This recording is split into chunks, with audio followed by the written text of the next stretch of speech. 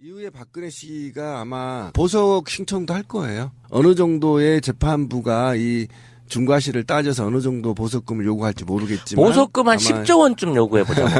내는지 못 내는지. 겁니다. 아니 나는 보석금 받고 풀어주는 거는 반대고요. 박근혜 구속될 때 김진숙 지도위원 이분이 그런 얘기를 하셨어요. 자기가 이 크레인에 올라가 있을 적에 거기에 대해서 하루에 100만 원씩이라고 쳐가지고 벌금을 내려치더라. 국가의 법이라는 게 그토록 지엄했는데 박근혜가 청와대에서 나가야 되는데 한 이틀 뭉개다 나갔잖아요. 왜 그런 거에 대해서는 그렇게 허용을 하느냐 이런 얘기도 했었단 말이에요. 아니 그러면 지금 찌라시님 얘기처럼 뭐 나름 시설을 좀 업그레이드 시켜주고 그러면서 그 사용료로 한 10억씩 하루에 뭐 이렇게 받아서 계산으로 맞다이를 치는 것도 난 참 괜찮다고 생각해요. 근데 우리 이명박 때도 얘기했잖아. 개고기 한 접시에 1억씩. 그리고 지금 뭐 꼭 그러면 박근혜가 있는 곳이 어이구야 뭐 내가 있는 고시텔보다 더 좋네 이제 이렇게 이야기를 하면서 너무 좋다 이런 쪽의 얘기만을 하는 것이 아니라 그 형평을 맞춰라, 라는 것이 더 중요하다고 생각을 하는 거죠. 그러니까 공정성이 문제가 되는 것이고, 그래도 재소자도 어느 정도의 인권이 있기 때문에 이러저러한 교정시설의 업그레이드가 필요하다라고 하면 전체가 다 그렇게 올라가져야 되는 거죠. 굉장히 중요한 키워드를 꺼냈는데 이번에 촛불시민혁명의 첫 번째 화두가 공정성이었거든요. 그렇죠. 그래서 이 문제가 그래서 거론하는 거에 대해서 우리는 정당하다는 겁니다. 공정한 사회를 만들기 위해서 우리가 촛불을 켰고 그런데 지금도 아직 공정하지 않다는 거죠. 하나의 예를 들어볼게요. 제가 이것뿐만 아닙니다. 지금 황교안이 왜 빨리 사퇴를 시켜야 되냐면요. 한번 봅시다. 2차 민중총궐기가 어쨌든 분노를 통해서 약간의 폭력이 있었고 이 폭력을 통해서 폭력 집회를 이유로 지금 민주노총 위원장 그 실장급까지 전부 다 즉시 다음 날 체포영장이 떨어졌어요. 자, 그럼 박사모는 지금 한번 봅시다. 3명이 죽었거든요. 그런데 아직도 체포영장을 발부 안 했습니다. 그리고 집회를 오랫동안 선동했던 정미용부터 변희재 등등 그다음에 현재 국회의원들까지 선동을 했단 말이죠. 이 선동자를 딱 아무도 조사하지 않고 있어요. 이게 바로 황교안의 적폐인 거고 박근혜 정부의 적폐였단 말이죠. 이거를 청산하자고 하는데 이미 이 적폐의 심장 박근혜가 또 특혜를 받고 있어. 이거는 아닌지. 근데 이런 측면이 있어. 예를 들어서 박근혜를 8인실에 집어넣을 수는 없잖아요. 범죄의 중요성과 피의자에 대한 나름대로 공격성 같은 거를 막아내야 되는 측면도 있고요. 누가 그러더라고. 아무리 죄를 지었다 한들 박근혜 같은 사람과 같은 방에 있게끔 하는 거는 너무 잔인해. 그 사람들에게 인격을 너무 모독하는 것이기 되기 때문에 박근혜는 독방에 있을 수밖에 없다는 거야. 정말 난 박근혜 같은 사람이랑 한 방을 쓰고 싶지는 않을 것 같아 진짜. 그러니까 박근혜가 보석 이야기가 얼마 전에 우리가 이야기했잖아요. 보석으로 나올 가능성도 있다. 근데 그 보석이라는 게 사실은 쉽게 풀어주려고 만든 게 아니고요. 쉽게 안 풀어줘. 일반 서민들 기준에서 보면 법이 그 보석금 내기가 힘들으니까 그냥 살아버리는 거거든요. 보석으로 나올 수 있는 사람도. 근데 박근혜 같은 사실상 재벌 부류의 사람들한테는 보석금은 돈이 아니잖아. 자기들이 부담스럽다 느낄 만큼의 돈이 아니잖아요. 보석금 같은 걸 낸다는 그 의미가. 그러니까 법을 우리가 이런 이야기 공약으로 한번 나온 적 있죠. 교통범칙금을 소득 수준에 따라 내는 이런 것처럼. 유럽 같은 경우에는 그렇게 적용을 그렇죠. 하죠. 그러니까 그 피의자나 범죄자가 보석으로 나오려고 할 때 이를테면 서민이 낼 수 있는 거 뭐 한 1,000만 원만 내면 내보내면 박근혜 같은 부류는 한 10억 주면 최소한 내야 나올 수 있게 해주는 이런 방식으로 뭔가 법을 개정을 해야지 따라갈 수 있는 사람들은 나 그 정도 돈이 있으니까 나 보석으로 내고 나오지 뭐 이렇게 갈 수 있다는 측면이 좀 디테일하게 맞아요. 들어가야 된다고 생각이 들고요. 구치소 이야기는 짧게 하려고 그랬는데 엄청 길어졌네요. 관심사잖아요. 네. 자, 다음에 이제 최순실 이야기를 조금 해봐야 되는데 보도가 나오니까 이야기하는 거예요. 의미 별로 없어요. 이미경 CJ 부회장에게 욕설도 했다.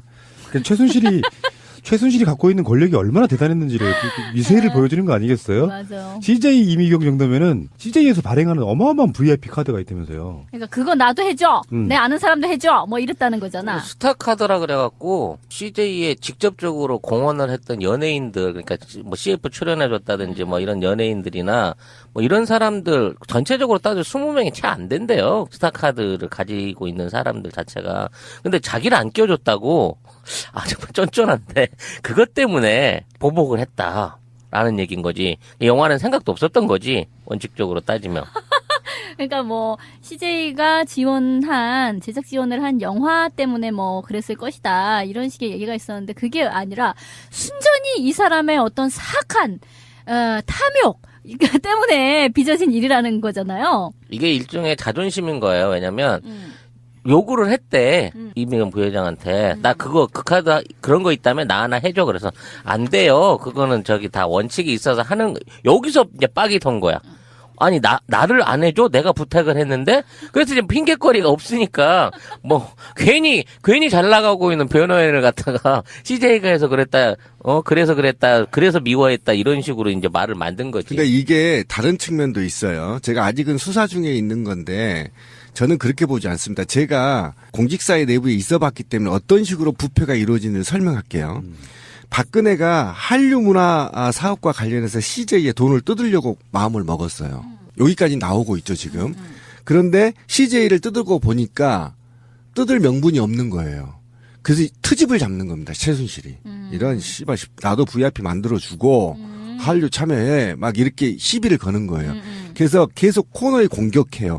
그 공개의 매체로 VIP 카드를 쓰는 겁니다. 그래서 이 새끼 이게 문제가 아니라 그렇죠. 그러면 큰 돈을 뜯기 위해서 계속 시비를 거느라 잔타를 거는 거예요. 이것도 시비 걸고 저것도 걸고 계속 걸다가 결국은 박근혜가 불러서 쇼 붙이는 겁니다. 야 한류 좀 지원해라. 그러면 저 더러운 새끼들 하면서 슬쩍 1.9조 뭐 최고 8조까지 지금 지원하겠다 약속 받았다 이렇게까지 얘기가 나왔던 게 바로 이거에 대한 방식이에요. 그러니까 이게 뭐냐면 박근혜하고 최순실 한 몸이었다고 우리가 주장하죠. 바로 이런 거예요. 야 내가 존나 갈굴 테니까 언니가 한 방 불러서 달래면서 받아.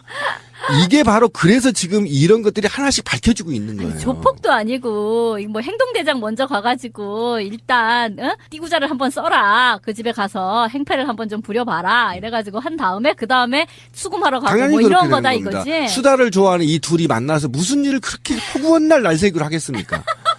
언니 내가 이렇게 할 테니까 별 얘기 다 하겠죠. 이렇게 뜯어서 지금 기사들이 지금 검사들이 밝혀낸 게 뭐냐. 생각보다 너무 깊게 관여했다 박근혜가.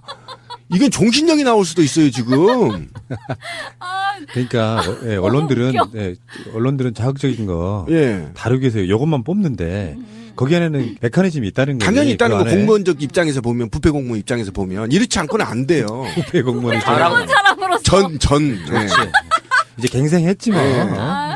그들의 저급함, 공적인 자리에 대통령의 비선으로서의 어떤 품위가 전혀 없었다는 게 그렇지 바로 그냥 그거. 막말을 해버리는 예, 거 있잖아요. 예, 그렇죠. XX년이라고 했다는데 뭐라고 했을까요? 나쁜 또 연 그러지 않았을까? 만든 영화가 근데 제가 볼 좌파라서 때는 최순실 씨 관상이 볼 때 2년 전에 했을 것 같아요. 욕 되게 잘하게 생겼는데. 그러니까 무슨 연이라고 했다고. 네. 여기 지금 쌍. 땡땡 쌍. 아니 두 글자예요. 그러니까 년. 아니 연 빼고 연 빼고 두 글자예요. 그러면 년밖에 없네요. 아니, 우리가 욕한 게 아니고 여러분 우리가 유추해보는 겁니다. 굉장히 사건의 중요한 단서일 수도 있다는 생각에 욕 없이 한번 욕한 게 단서가 되긴 할까만. 참. 아니 뭐 각종 욕을 했겠죠. 네. 창조적 욕도 있잖아. 년 뭐 이런 거. 그건 뭐야? 두 글자라고 하니까 이제 두 글자라고 아, 년. 정말 조작거리 보통 사람들만 더 못한 사람이 박근혜 옆에 붙어서 이렇게 그러니까 이런 사람들 안 된다니까요. 그러니까 제가 우리 방송 들어보신 분은 알 거예요. 이것들이 공모를 안 해봐서 그래요. 공모를 하면 적당하게 먹으면 안 걸려요. 예를 들면 말이죠. 최순실이가 한류 문화와 관련해서 박근혜가 기획을 했어요. 여기서 내가 약 10조 정도가 투자하면 이 정도 내가 2조만 좀 먹을게. 그리고 8조는 진짜 한류 문화의 확산을 위해서 존나게 노력하는 거야. 국민이 볼 때. 그 성과도 실제 일어나고. 그래서 거기에서 10% 20% 정도를 먹으면 탈이 안 나요. 이걸 통째로 처먹으니까 그래. 그러니까 무식한 겁니다. 무식하게 처먹고 권력에 취해서 권력과 뽕에 취해서 이게 밝혀질 거라는 걸 모르는 거야. 그리고 이 권력이 영원히 갈 줄 알았어. 그러니까 막 대한민국에 그래도 70년 동안 날고 긴 기업들 2세대들한테 막 그냥 욕해도 괜찮을 줄 알았지. 근데 세상 그렇지 않아요. 이렇게 죽습니다. 이게 제가 볼 때는 종신령이에요. 이 둘은. 두고 보십시오. 장담합니다.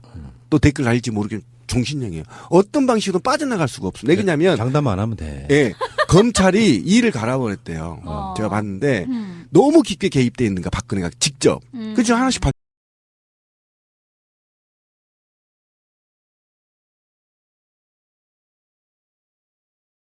금고형? 이런 거 안 돼요, 지금 이거. 그러니까 아까 구치소로 짧게 한번 돌아가 보면 추후가 나빠서 몸이 아파졌다는 걸 방지하기 위해서라도 중요한 사건의 가장 핵심 피의자이기 때문에 특혜라고 보는 것보다 빌미를 안 주려고 노력하는 부분도 있을 수 있다고 생각이 듭니다. 그 부분은 그렇고요. 어쨌건 검찰이 또 6일에도 박근혜를 조사를 했는데 여전히 박근혜는 부인을 하고 있는 거예요. 내 주머니에 돈 안 들어왔다 그렇지, 이거지. 바로 그런 거죠. 핵심은 그런 거고 박근혜가 이제 전략은 딱 하나밖에 없죠. 그러니까 지금 최순실하고 박근혜가 띄워놓은 측면도 저는 그렇게 있다고 봐요. 어찌 됐건 간에 개인으로 보면 갇혀있는 개체로서 보면 박근혜나 최순실이나 최대한 적게 형을 받고 나가야 되는 사람들이잖아. 근데 같은 구치소에 있다는 것 자체가 서로 이렇게 만나지 말아야 되는 상황. 하다못해 면회실에서 만날 수도 있는 그런 상황들을, 그리고 왜 이런 게 있잖아요. 매수를 해버리면은 서울구치소 직원이 왔다 갔다 할 수 있죠. 700명이라고 해요. 예, 예. 그 700명들 중에 적당히 찔러주고 서로 간에 말맞추기 같은 걸 할 수 있기 때문에 아예 끼워놓는 측면이 네. 있는 거고요. 최순실이가 더 권력이 세서 남부교도소로 간 건 아닌 것 같고. 그런데 박근혜 씨가 부인하고 최순실 씨가 부인한 게 굉장히 좋습니다. 국민 입장에서는. 왜 그러냐면 부인을 하면 할수록 검찰은 수사를 깊게 들어가기 때문이에요. 법정이 시작되잖아요. 재판이, 공식 재판이. 그럼 부인하는 거에 대해서 어쨌든 검찰은 철저하게 조사를 깊게 해서 정황적으로 박근혜가 했을 수밖에 없다는 걸 증명해야 되거든요. 그러면 깊게 들어가는 거야. 그래서 포스코까지 나오기 시작하는 겁니다. 그래서 박근혜가 굉장히 개인 기업들, 사기업들에 깊게 관여했다까지 나오고 있기 때문에 만약에 여기서 우리 언론들이, 기성세대 언론들이 이런 얘기를 하죠. 적당하게 변호사가 박근혜를 장악하고 그리고 여기에서 서너 개를 인정하고 협상하는 방식의 소송이 가야 된다 이렇게 얘기하고 있잖아요. 그런데 어떤 변호사도 박근혜를 장악하지 못한다. 변론을 장악하지 못하기 때문에 박근혜가 끌린 대로 갈 것이다 라고 예측을 하면서 오히려 굉장히 이 죄를 더 많이 받을 가능성도 있다라고 예측한 거 아닙니까? 그러면 지금 여기서 만약에 협상할 수 있는 변호사도 없을 뿐만 아니라 만약에 여기서 계속 부인을 해준다면 검찰은 계속 보강 수사를 할 수밖에 없고 계속 뇌물죄를 캘 수밖에 없습니다. 그러면 국민 입장에서는 박근혜의 민낯을 하나 더 볼 수 있다라는 겁니다.